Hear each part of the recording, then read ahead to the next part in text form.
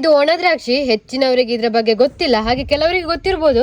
ಇದು ಯಾರಿಗೆ ಗೊತ್ತಿಲ್ಲ ನೋಡಿ ಅವರಿಗೋಸ್ಕರ ಈ ವಿಡಿಯೋ. ಇದು ನೋಡಿ ಮಾರ್ಕೆಟ್ ನಿಂದ ತಂದ ಒಣ ದ್ರಾಕ್ಷಿ. ನಾವು ಮನೆಯಲ್ಲೇ ಹೆಚ್ಚಾಗಿ ಇದು ಒಣ ದ್ರಾಕ್ಷಿ ಮಾಡುದು. ಈಗ ಖಾಲಿಯಾಗಿದೆ, ಅರ್ಜೆಂಟಿಗೆ ಬೇಕಿತ್ತು, ಹಾಗೆ ಇದು ನೋಡಿ ಮಾರ್ಕೆಟ್ ಇಂದ ತಂದದ್ದು. ಇದು ಮನೆಯಲ್ಲೇ ಮಾಡಿದ ಪ್ಯೂರ್ ಒಣ ದ್ರಾಕ್ಷಿ ಹೇಗಿರ್ತದೆ ಅಂತ ಹೇಳಿದ್ರೆ ಸ್ವಲ್ಪ ಕಪ್ಪಾಗಿ, ನೀವು ನೋಡಿರ್ಬೋದು, ನಾವು ಮೊದಲಿನ ವಿಡಿಯೋದಲ್ಲಿ ಹೇಗೆ ಒಣ ದ್ರಾಕ್ಷಿ ಮಾಡೋದು ಅಂತ ತೋರಿಸಿದ್ದೇವೆ. ಅದರಲ್ಲಿ ಉಂಟು ಸ್ವಲ್ಪ ಕಪ್ಪಾಗಿ, ಒಣಗಿದ ತಕ್ಷಣ ಕಪ್ಪಾಗ್ತದೆ ದ್ರಾಕ್ಷಿ. ಇದು ನೋಡಿ ಎಷ್ಟು ಬಿಳಿ ಉಂಟು ಅಂತ ಹೇಳಿ ನೋಡಿ.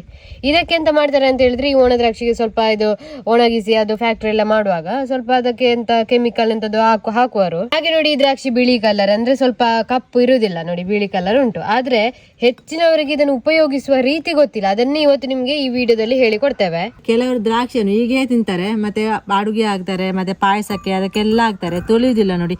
ನಾವೆಂತ ಮಾಡ್ಬೇಕಂತ ಹೇಳಿದ್ರೆ, ಇದು ಸರಿಯಾಗಿ ತೊಳಿಬೇಕು, ನೀರು ಹಾಕಿ ತೊಳೆದು ಮತ್ತೇನೆ ನೀವು ಈ ಪಾಯಸಕ್ಕೆ ಯಾವುದಕ್ಕೆ ಹಾಕುದಿದ್ರೆ ಕೂಡ ತೊಳೆದು ಯೂಸ್ ಮಾಡಬೇಕು ನೋಡಿ. ಈಗ ಚಂದ ಮಾಡಿ ತೊಳೆದು ಹಾಕೋದು, ಒಂದು 2 ಸಲ ತೊಳಿಬೇಕು.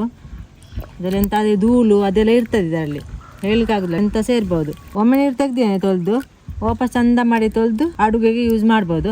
ಇಲ್ಲದ್ರೆ ಎಲ್ಲ ದ್ರಾಕ್ಷಿಯನ್ನು ತೊಳೆದು ಬಿಸಿಲಿಗೆ ಒಣಗಿಸಿ ಇಡ್ಬೋದು. ಡೈರೆಕ್ಟ್ ಒಮ್ಮೆ ತೊಳೆದು ಒಣಗಿಸಿ ನಿಮ್ಗೆ ಇಟ್ಟು ಬಿಡ್ಬೋದು. ಹೀಗೆ ತಿನ್ಲಿಕ್ಕೆ ಯಾರು ಹೋಗ್ಬೇಡಿ.